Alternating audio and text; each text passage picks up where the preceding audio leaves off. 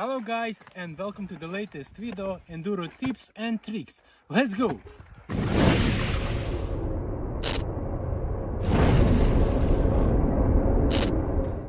So in today's video we're going to talk about the rider triangle, that is hands, handlebar, seat, butt and the foots and foot pegs. So it's really important to have like correct triangle of the body on the bike to have the best control possible on the bike. So if something is not in correct way, like handlebar, the bike control is going to be really hard and it's making you really worse rider, guys.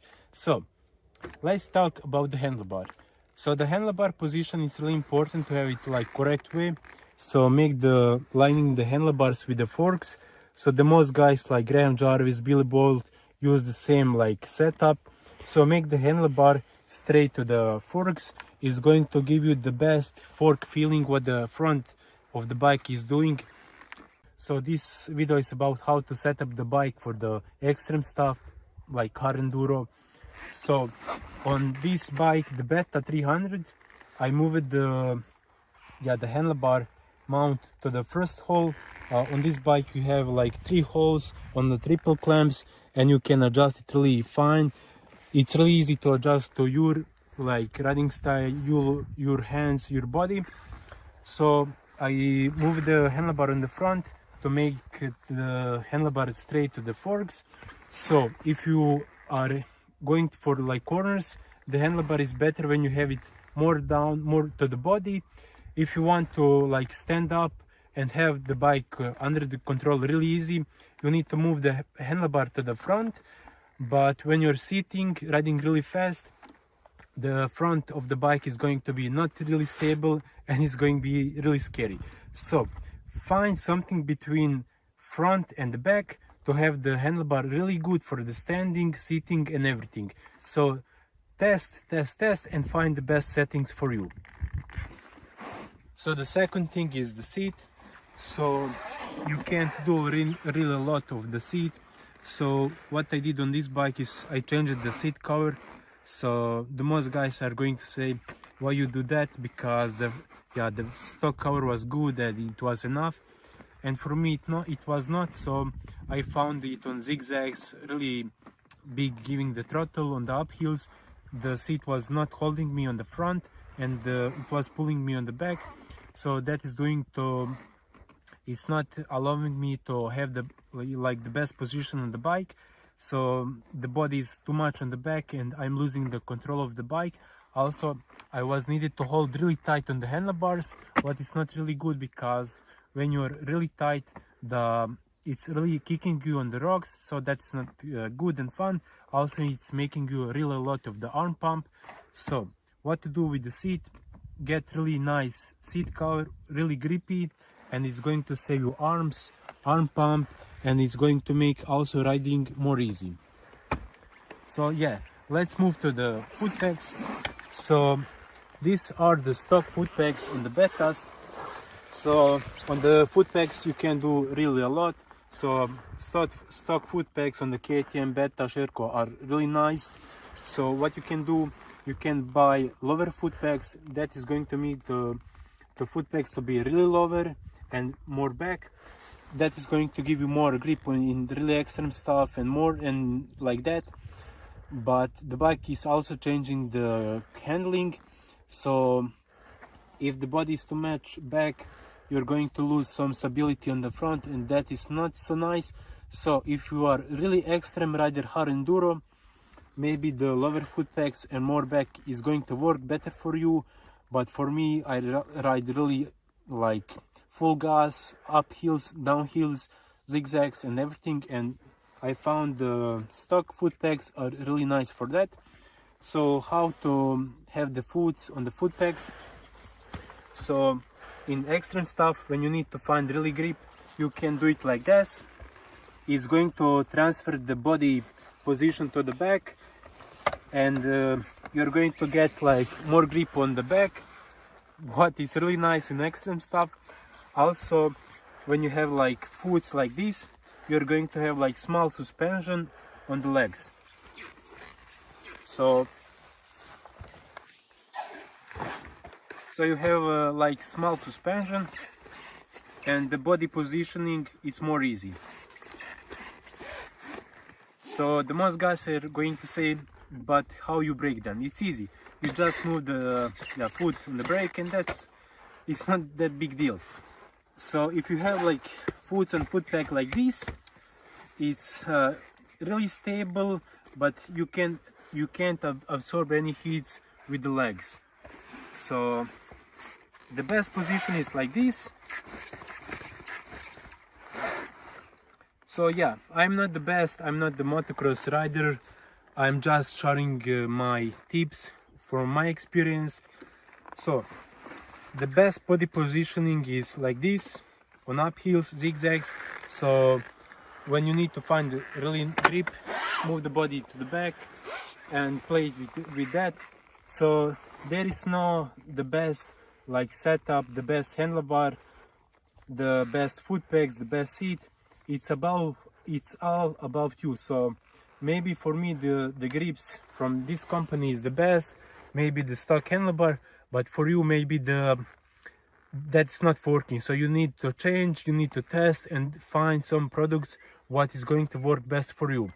So I'm going to show you some riding and share you more like informations about the handlebar setup and the comments. So let's go.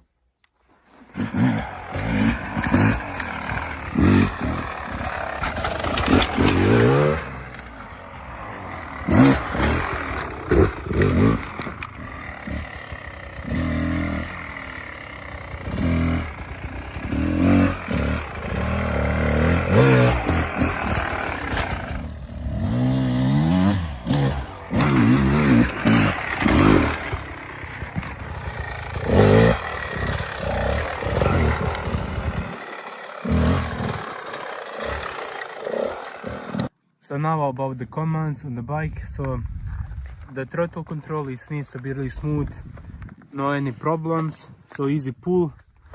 So the most guys are thinking, hey, I can't use the throttle, it's good. It's not good. So it needs to be really smooth, really easy control, because the control of the throttle clutch is really important in hard enduro. So the check the throttle, also the grips needs to be really good, no any problems. So what about the front brake and the levers? So I'm using this like neutral position of the levers, so it's not really straight, but it's almost straight with the hands. So some people run like this. So when you stand maybe it's good, so like that. But when you need to ride really downhills, how to reach, and look what is happening with the hand. So look, so the lever needs to be in like neutral position, good for uphills, moving the body to the back, to the front, easy control, no any problems. Also there is no like perfect position, every rider is using like different positions, so it's good. It's no perfect position. It's same about the clutch. So what I like to do, my clutch side is always more up than the front brake. I don't know why that's working for me. So some people are also using like this. It's really strange, but it's working for them. So the best is to have like straight with the handlebar, maybe some small amount to the back, to the down, sorry guys. So like that you can reach it like here on the top and do everything. So let's do few like turns and uphills.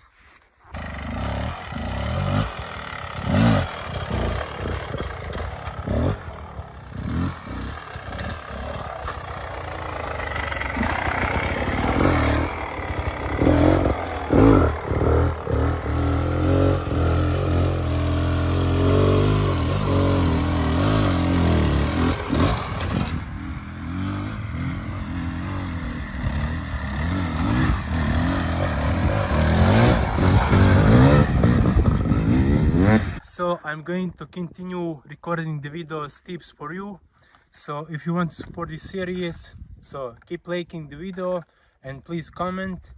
So the setup is finished, so let's move on the body position. So in the corners, move to the front, elbows up, it's more easy to control. So braking, body on the back, like standing, almost sitting on the back. So riding up hills, really full gas. Try to like, don't sit on the bike, try to stand, but it's almost looking like sitting. So you have like suspension with the knees, and you're having the front weight of the body on the top of the like fender almost, is going to make the bike really stable and not lifting up. So yeah, that's it. So like this video, comment, support me, is going to help me a lot. So let's show some like corners, and that's it. So see you to the next time.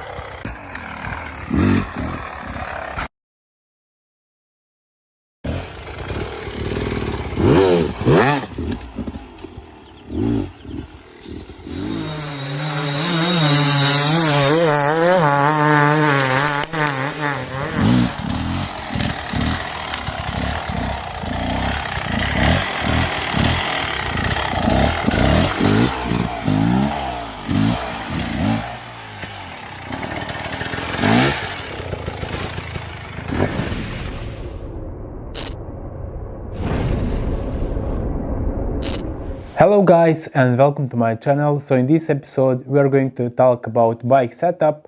So it's really hard to improve enduro skills and push your skills to the next level if the bike is not correct setup for you. So it's like fighting with the bike, and that is not needed. So let's go. It's really hard to keep the balance right, so standing and sitting, if the handlebar position is not right. So the starting point for the setup of the handlebar is going to be to line up the angle of the forks with the handlebar, so you have one straight line here.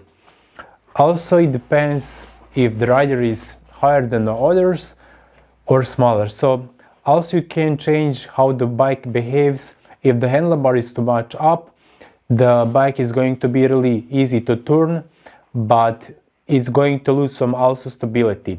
So for more stability we need to pull the handlebar to the back, but in the forest, in extreme stuff, it's not the best to have the maximum stability and to lose the handling over the bike. So the starting point for the lineup of the handlebar with the forks, so the neutral position is like this. So if we roll the handlebars more to up, to the front, we are going to be more on the front, so that means you lose some like stability on faster stuff, but the bike starts to behave like it's shorter in the front, so it's more easy to turn it, which is really nice in extreme stuff. Also keep in mind, don't do it too much, because it's important to have some stability over the bike for the faster stuff also. So if we pull the handlebar to the back, so we start to have like forks in the handlebar in this position. So that means on like faster stuff you get really nice stability, but the problem then becomes in like zigzags, extreme stuff. So the bike gets to feel really heavy on the handlebar, and it's not really easy to turn it. So the starting position and the position what is the best for the most guys, so it's a neutral position. So that's the position where the forks and the handlebars are lined up. So too much back is not the best, too much on the front is also not the best. So start in the middle on the neutral position, and then after you can play with this. So like training for the enduro and the extreme enduro, rider is really high, smaller guy and riding steel, but for most guys the neutral position is the best. So yeah, so the best way to make the correct lever position is to sit on the bike, yeah, in the center, riding style. So if the lever is too much up, that is going to make the elbows really low, and it's not really easy to ride like that. So we need to find something what is really natural for you and the most guys. So something like this, so you can put elbows up to make that you have really nice stability over the handlebar, which is really important. So like that. Also you have really nice contact with the hand on the handlebar, which is really important to don't get arm pump really easy. Also, if the lever is too much down, you need to hold the handlebar too much with the hand, so like that. So it's always twisting the hand, fighting with the bike, fighting with the handlebar, and that is not going to make the fun ride after like 3-4 hours of riding full day. So the position of the handlebars needs to be, when you sit on the bike, having elbows up and having the maximum contact with the hand on the handlebar grip. So you can relax your body on the handlebar without holding handlebar really tight with your hand. That is important. Also make sure the levers are not too much tight, so if the crash happens, it can bend up, down. If it's tight, then it's going to break, and that costs money. So make handlebar and lever position slightly down, and that is the best neutral position for almost every rider. So it's really important to make the bike work for you and not fighting with the bike, and that's also a case with the suspension. So on the top of the forks we have like 2, 3, 4 lines.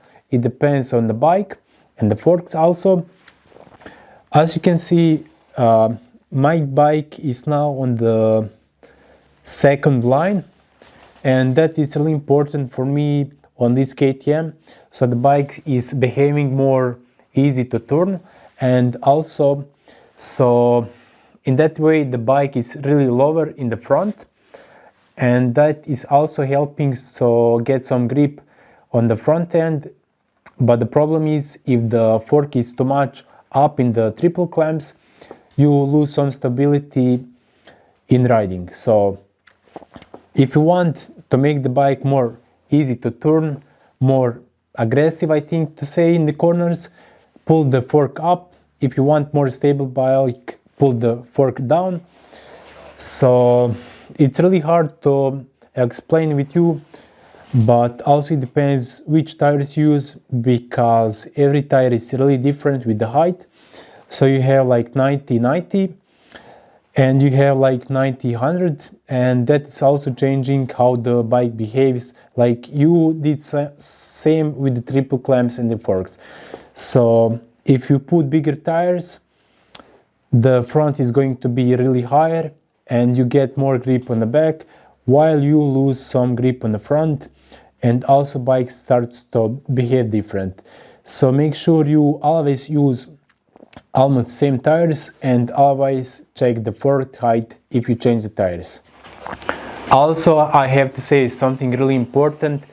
So some smaller guys are lowering the bike in the triple clamps, also on the shock on the rear spring, and that's a really big mistake, because then the bike is losing some stability, balance and more. So if you are really short lower rider, I suggest you to get like lowering kit. It's best choice, maybe expensive, but that's going to make the bike really behave really nice. So lowering the bike on the springs in the triple clamps, it's not the case, and please guys, don't do that. So if you look for more stability, put the fork lower in the triple clamps if you look for more like turning the bike, more easy to turn, pull the fork up. Let's go. Also, it's really important to have like rear shock working for you. So if the rear shock, the sag is not correct, you are also going to fight with the bike. So lower like sag, it's really good for extreme stuff, extreme riding, but the higher sag, it's really better for like faster stuff, jumps and that, and also when it's muddy. So I'm going to explain you how to check the sag. So you're going to need some tools like this and one marker. So the marker is really important. So first, when you check the standing sag and then sitting sag, you know where the point was. So make mark on the rear fender. So this is going to be the starting point in measurement. So now I have about 63,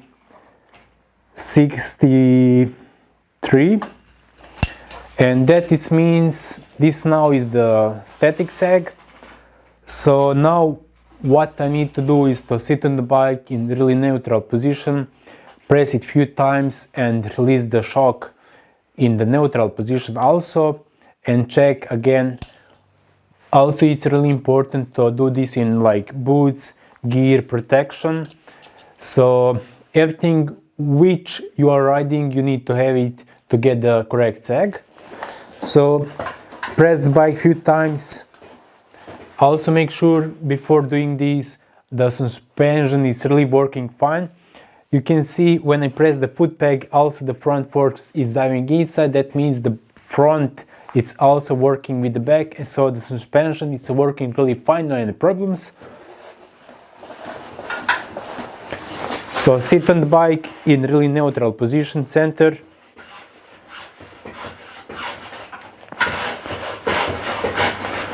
So leave it like that. Now we need to check the sag again. So now we are going to check the rider sag. So on the back, on the marker, I had like 53, which means I have about 10 centimeters of the sag. So 10 centimeters of the sag, it's really okay for me because I do also some faster stuff, some extreme stuff. So also it depends on the bike, so how much sag you want. So something about 9 and 10 centimeters is the best for every rider, I think. Yeah, the problem with the sag, if you have like too big sag, the problem is on uphills the bike is going to be really lower. So it's really good for the grip, you get the maximum grip, but the problem is you are too high. So it's really hard to keep the balance if the bike is too low in the back. So the problem is also if you have too small like sag, it's really good for motocross track, corners, muddy terrain. So also for the uphills that is really good. But the problem is if the sag is small, the spring rate gets really harder. So over the rocks you can feel the rock is like kicking you on the back, so it's really hard to ride in the extreme stuff like that. So bigger sag means you have like less preload on the spring, and yeah, it's working really better over the rocks. So the spring and the shock is really better absorbing the hits. So I think the bigger sag is better for like extreme stuff, and if you want to ride really faster and like motocross tracks, I suggest smaller sag. So you need to find something between which is really working fine for you. So in the descriptions I'm going to leave some options over the sag and setup of the bike. So the different story is now about the clickers like rebound, compression and that stuff. I need to make one video just about like suspension, because suspension is really complicated stuff. It's really hard to make it working for rocks, faster stuff, jumps, and that it's almost not possible. So that was for this video. I think these like episodes how to improve skills and tips and tricks are going to help a lot of riders.